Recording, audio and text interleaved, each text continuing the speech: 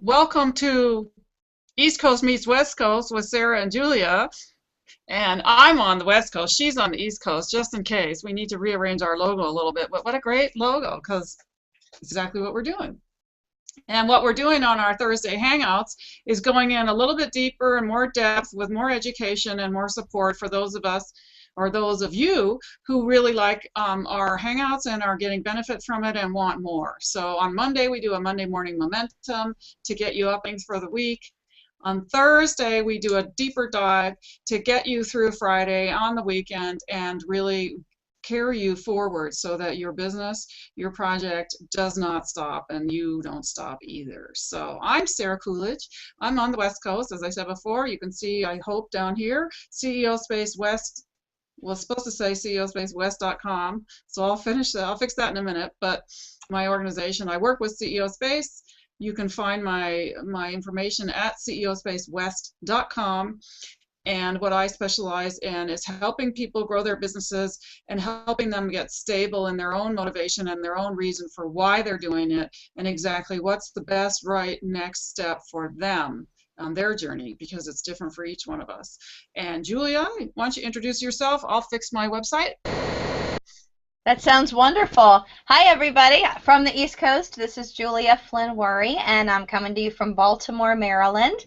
I'm so excited to be here today and go a little bit on a deeper dive with Sarah about more about how you can use sales and marketing technology to increase your productivity as well as dealing with overwhelm. Sarah and I make a great team coming together to help you to further your business, increase your productivity, and do a lot better. We're so glad that you can join us today. This is a members-only hangout, so moving forward, we're going to have a private link that you can join into our hangouts and see more about what we're doing, how we're doing it. If you go to wordofmouthwired.com, every single week you'll see a big orange button on our website, and you can click that just to dive right in. You can either view our hangout or participate. If you click that big orange button during one of our hangouts, you actually get into our hangout. You get the secret door, the little secret knock code, get into our hangout here. Sarah, I'm going to turn it back over to you so I can post our link everywhere and make sure everybody can get in. And I'm back to you, baby. Cool. Okay. So what Julia's doing right now is putting the link up on Facebook and on Google Hangouts or maybe Google Profiles or whatever they're called, because we know sometimes that can be a challenge for people. They're new to Google Hangouts, and we feel between ourselves that we are kind of new ourselves sometimes, but we know that we know more than many of you. So be patient with the whole process is my advice on that. Google Hangouts are fabulous and they're new, and so there's a lot to learn about how to best use them, and sometimes people give up too soon when they're trying to get into the Hangout, or they're trying to understand how to interact with it, or what do I have to download to make this work. And then there are times like we had today where Hangouts just ain't working, and you know, Julia was busy setting it up to go on air, and doesn't matter what she did, she was doing everything right. It's, you know, Google somewhere, wherever Google is, on its own little planet, I'm thinking at this point, because it's sure got a lot going on. It must need a lot of space. They were having a glitch of some kind.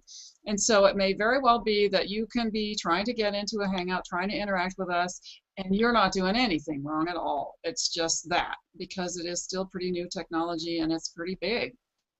So she's getting it all posted. If you're just coming into Hangouts for the first time, I can tell you a few little things about what's going on here. Over on your left, you'll see, if you scroll over there with your arrow, you'll see a bunch of buttons show up, and that'll give you the ability to make your own lower third and do your own toolbox so that you can have a lower third, which is where your name is down here, like I have and Julia has. You can also do things like give yourself a cool crown and fun things like that if you want to have your image look a little different. And you can do the online chat if you want to do that. So those are all other things that you might want to do. Our goal with these Hangouts is to interact with you as much as possible, find out what you need, And then we put our two massive giant brains on that project and problem, along with all of the resources, the wisdom and connections that we have to help you figure it out and get you move forward. Between the two of us, we have years and years of experience working on things online, technological stuff, SEO, website, all that. That's kind of Julia's territory. And what I have is a ton of experience and education, and a lot of it around starting with something and getting to your dream. So the transformation that you have to go through, the process that you have to go through, the breaking out that you have to go through at times to get to where you're trying to go. And you may have heard this before. It's one of my favorite sayings from Jim Rohn, who was a fabulous inspirational speaker, philosopher, really. And he said you should, and I'm not going to quote him verbatim because I don't know the words, but basically the message was everybody should become a millionaire. And it's not because $1 million is the most coolest thing that everybody ought to have. And then these days, I'm sure there are people that say million's not enough. But everybody should become a millionaire because of the process that you will go through and because of the person that you will become by doing that. And I love that because I love a challenge and I love the idea of becoming a better and better and better person all the time. And that's kind of what I'm about. So when you interact with me, I'll be pushing you to stretch and I'll be saying, really, is that enough? A lot, because that's where my expertise and my gifts are. So, Julia, you got them posted?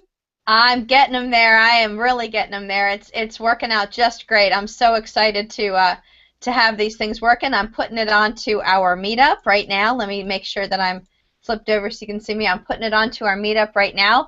If you are watching and you want to join in and you're not really sure how, I have put underneath of my name right now, I have put the link, and you will see it is http://good.gl/VXK. They are capital, lowercase OZ, uppercase L. That is the actual link to get into our Hangout right now so that you can start talking and joining in as a member. And when you, oh, go ahead. No, what were you going to ask me? Well, I was just going to say, for those of us that are watching, or maybe watching and are not members, or whatever, however you landed on this, because I know this will also be a recording as well, that we are putting together a system. We need to make sure we have your email so that we can send you the link ahead of time, so that it's not always so hit or miss, because we want you to get the most out you can out of these Hangouts and not be waiting while we post them. But that is a system that we are going to have your interaction to be able to implement, because we need your information, your email, and your membership subscription. So keep in touch with our websites, because that's how you're going to be able to get that if you don't get it next time you're on the Hangout with us. Absolutely. Thank you, Sarah. I appreciate that. I'm bopping back over. I am posting now onto Facebook. We're on LinkedIn, Twitter. We are letting the world know. Join me now. Join Sarah now. That's what I'm putting out there to everybody who is out there in on the web right now, to make sure that everybody knows how to get in touch with us. So one of the things that Sarah and I talked about at great length was how when we are finished with a networking event, especially a large networking event, and Sarah's going to tell you specifically about the one she just returned from, which is a little way understated to call it a networking event, but we're going to go there for a minute. When you come back from a large networking event, the first feeling you feel is excited. Wow, look at all of these leads I have. And the second thing that hits you is, oh my God, look at all these leads that I have. And so a lot of times what people are feeling is overwhelmed. Oh my God, what am I going to do with all this? And a lot of feelings that I've had in the past are, I'm excited about the number of leads I have, but then I'm worried, what if I waste one of these leads? Oh my gosh, and that scarcity mindset hits me a little bit. I'm also concerned about how often should I communicate with these people? What's too much? I don't want to offend anybody. Or what if I don't do anything at all and they just sit in a drawer?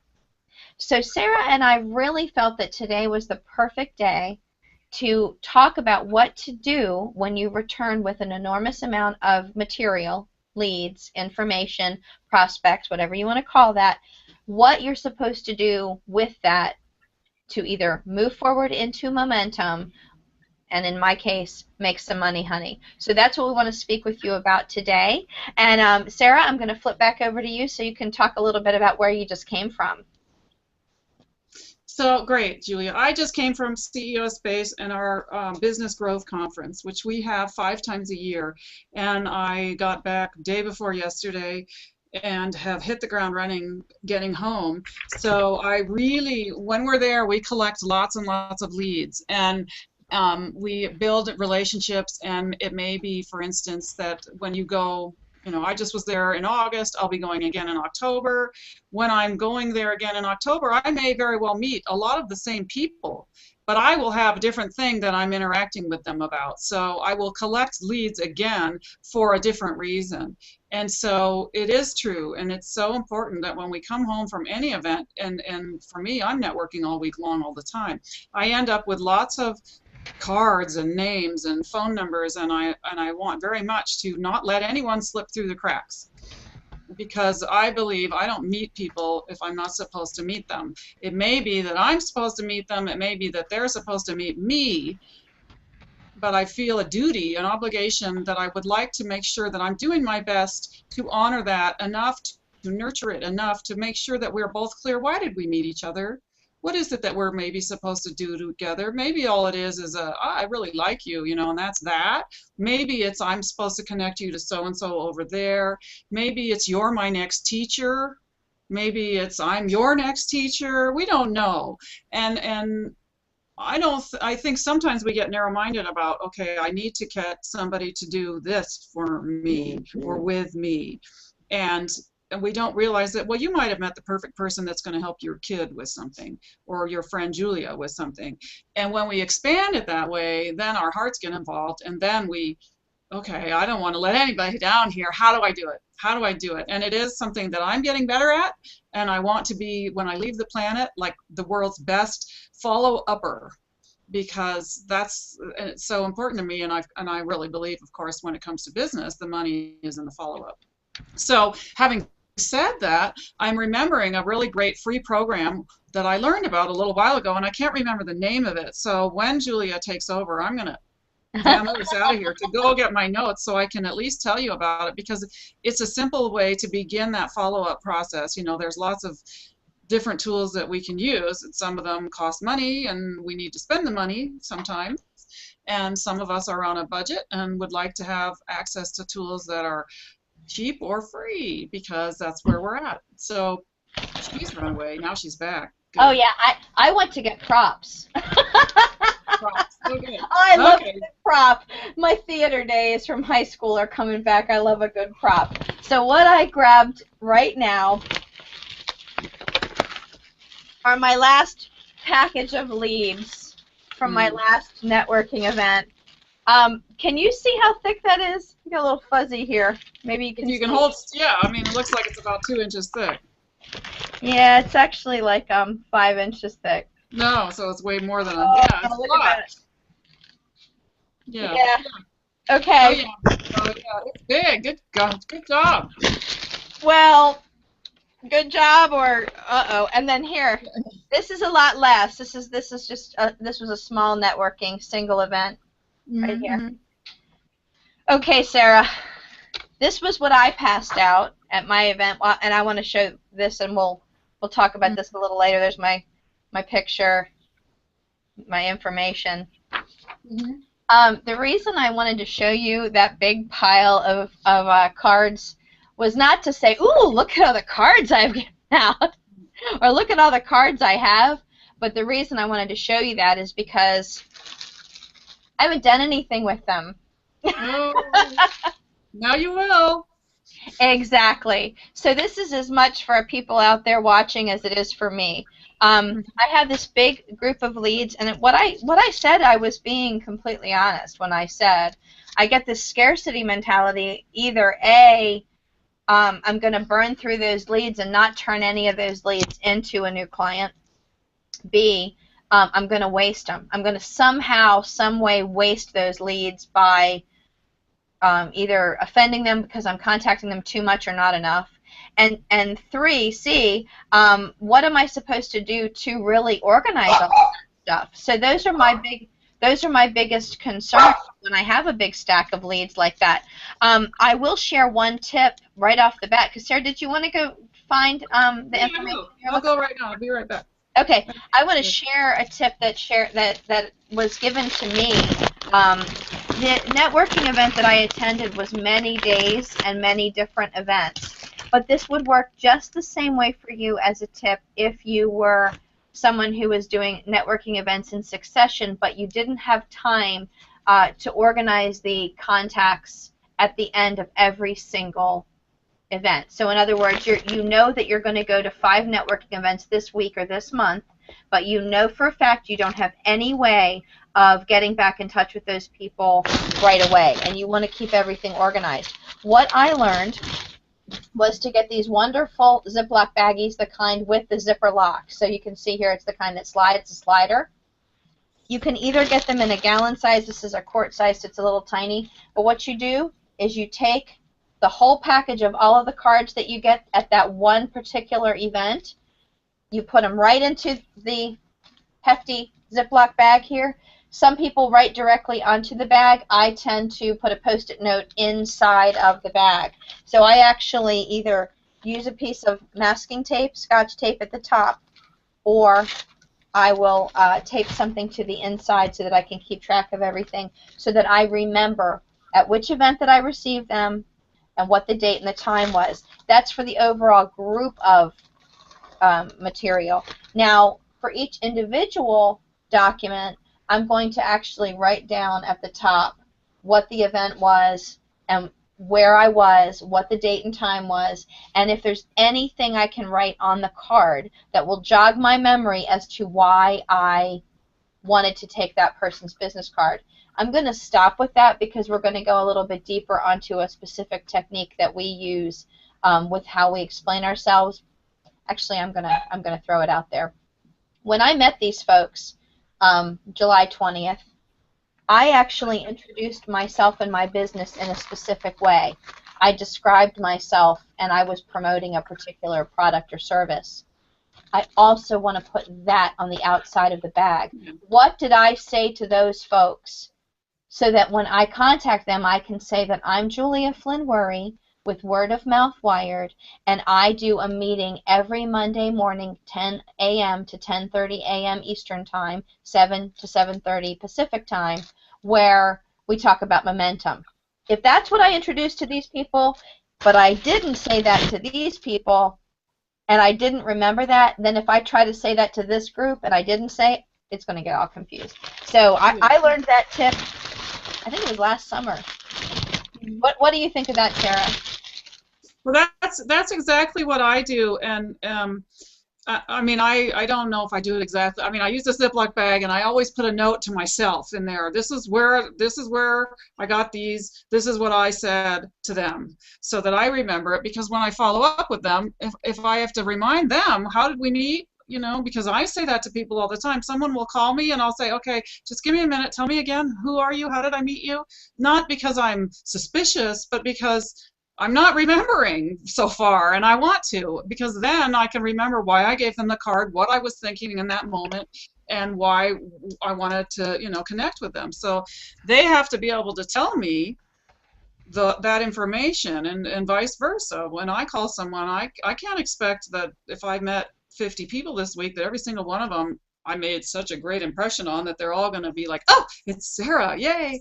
They're going to be like that. They're not going to be sure. Where did I meet you? Who are you? So I need to be able to say that. And another thing that speaking of that, because I know that many of you, and I'm looking, and I don't have one, many of you collect business cards when you go out. Here's one I got this morning. Today? Did I get this? No, I got this last night at a meeting. And the first thing I did was try to write something on it. And I could with one pen. I didn't actually write a word. I just squiggled on it, because I wanted to tell her, honey, don't buy these cards ever again. People can't write on them. And there's a lot of them out there, and I mean, this is my tip that I will share with you. When you go out networking, give a card that gives some space so someone could write on it if they wanted to, and give a card that they can write on that's not this glossy stuff that won't let you write. This is hugely important, in my opinion, because I get home with a card like this. I'm looking at it, trying to remember who was she, what, and there. I can't write my own note to myself. That is absolutely, I actually want to speak on that a little bit, if you wouldn't mind terribly, if that would be all right with you. Um, you might or might not know that I've been a marketing consultant for my entire professional career, but about 12 years ago, 11 and a half years ago, I started my own business, and all my entire career has always been based around printing. And I've always sold printing. I've always been a printing broker. When I started my business in December of 2002, I started selling business cards, 1,000 cards for $98, and I still do that same price. But those are the inexpensive cards that are glossy, and I make sure that people know they are glossy so that you either A, have a Sharpie that you can make notes when you're at a networking event, or a gel pen or something like that, or so that you can do an upgrade of a card to something that's uncoated or something that has a matte coat. I'm looking for something that would explain that, but I don't have anything. So that you can write on that business card. Sarah, I cannot express to you how important that is. Another little tip then that brings me to is the QR code, which I have a sample of right here, the QR code. Yeah. If you put a QR code on your business card somewhere, front, back, center, wherever, somebody can zap that with their phone and put your information directly into your phone too. So if you are going to go with a glossy card, maybe put the QR code on just to make it a little easier, but that still doesn't tackle the where I met you and what we talked about and what Sarah was addressing. And it doesn't, I mean, again, with the glossy card, you can put everything on that you want, but if they want to write something on your card, they can't. Right. And right. that's putting them at a disadvantage, and you're trying to connect with them. You don't want to put them at a disadvantage right out of the bat. I've seen cards that are this black too. They're like this, and it looks really cool. They're right. silver or whatever, but it's like this. I'm like, excuse me, but that's white. That's space that someone could have written on if it was a different color, and they can write themselves a note so that when they pull your card out of their pocket in 2 weeks, they're like, oh, thank God I found this, because this is the person. Now I remember because I wrote myself a note, and I've been thinking about that one all week, but I didn't know. Right. If they couldn't write a note on it, you might have lost them. Right, exactly. That's not. We weren't going to talk about business cards today so much as what to do with the mountain of cards so that you do something with them. I can't think of a more important tip, though, Sarah, than make sure you have a pen, make sure that you can write on the card, maybe make a preemptive strike. They might have a glossy or a black or a red business card. So I also, again, back to masking tape. That's what this is masking tape. You can tape right onto their card or Post-it notes. And I was a really hardcore networker for about 6 years, and I had those tools with me all the time. Sounds crazy, but anyway, get back to your. Well, if your goal is to collect names and emails and phones, just because you're building a list, you want to be able to collect them then. And if someone is handing you a card that you can't do anything with, then you're at a disadvantage, and so are they. And usually at a networking event, people are there to network. That's the whole point. And if you cannot, if you're stopped right out of the gate because the cards that are being exchanged are not useful to anyone, let's fix that. So I just was going to say, when it comes to what to do with those cards once you've gotten home, for me, the challenge usually is sort of, okay, a week has gone by before I can get to them, which feels like too long. And I'm interested, I'm listening to you talk about QR codes because I kind of don't really know what they are, what they do. And I'm thinking, okay, that'll get them into my phone or into my something right away versus me having to take the time to type it. That's good. I like that. And so maybe I want to do that when they have a QR code. And when I have one, then I'm giving them my information, which is fine. I'm usually wanting to give it. But how can I get theirs more easily is really the key, so that we can eliminate as many steps as possible in between the time you got their whatever it is you got and the time you can click an email and you know who it's going to, and is it that it's going to the person that's supposed to get it. It's this email directed to all the people that I met at this event, or it's this email directed to all the people that have expressed an interest in my, web page, or whatever it is, that we shorten that and make it as easy as possible, because this isn't going to go away. And there are, lots of tools to help you once you've gotten their email. I'm wondering about, I've seen things that, you can scan receipts so you can get your hotel bill and all those kinds of receipts into your financial management program. Are there things that scan business cards?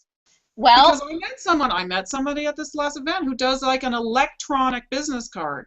And I'm like, okay, will that make my life easier? I'd sure like to know. Do you know anything about that? oh, yeah, I do I'm not actually. surprised that you do. I feel like the gadget queen. Years ago, I actually had a tool called Card Scan, and that was the coolest little thing. It was about this big, and you could run business cards through. And when I would do events where I would hold the event and we'd have 100 people, I would have somebody work in the front door, doing registration. And as they were doing registration, they were doing card scan, and they were just scanning the business cards into it. And then by the time we all left the event, everyone had emailed to them a copy of the list of attendees. That was some cool stuff. That's powerful. I want that. Well, that company went out of business, but there is another app that I did find on my phone called CamCard. When I downloaded it, it was about $12, and it allowed me to make copies of people's business cards, take a photograph right on the spot, and have it saved into my phone. I actually don't love that tool, even though it sounds really great. I'll tell you that I use that as part of my meet and greet program when you and I have talked about that. But when I was at this event where I collected all these business cards, it seemed like it would be a good thing to do, but when you're talking to somebody one-on-one, it's kind of awkward to take a picture of their card and stuff. And it didn't actually sync up with the other tools that I'm currently using, which are mostly Google-based. So I'm not 100% a fan, but it's a good tool. I do also own NeatDesk. I was going to go grab it and show it to you. NeatDesk is the thing that sits on your desk, and you can put receipts and flyers and files and business cards and scan all of those. Not working as great. That little tool that I just told you about, man, that thing was a rock star, but the company's no longer around. So I'm still looking for a CamCard, if I can get it back to CamCard's header. But CamCard is the one product that I would say, I currently would work with. Sorry, Mike. So I'm thinking that we need to do a little research on card scan, because somebody would have replaced that product, and we just have to Google what's the new card scan. They did. It was a company that began with the letter D. I can't remember what it was, but that they no longer support. But yeah, you're hitting. I definitely am with you, Sarah. That's a tool that I absolutely loved. And if you have an event, if you have 10 people or 110 or 510, that was a tool that was extremely handy. I mean, I'm assuming that the phone tool would be the next smarter way to go. I just need something better than CamCard. Yeah. Well, and let me just ask you a process question before we go too much farther. I'm assuming, because we started a little bit late today, that I do like a half an hour, and then